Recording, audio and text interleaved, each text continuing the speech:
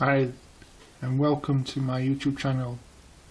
Recently I found some Spider-Man lenses on Thingiverse, and I also made a 120mm square 1-layer height to create the mesh effect for the Spider-Man lenses.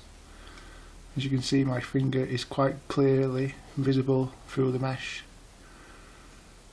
This was printed in PLA. The black was printed in PLA. It also printed 2 parts to sandwich the mesh in the middle.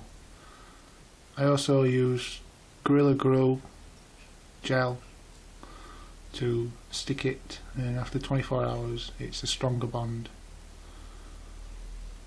I will be updating these, and hopefully they will fit to my outfit later on in the process. If I put it closer to the camera, you can see quite clearly through this side here. You can actually see the other lens. It should be clear enough.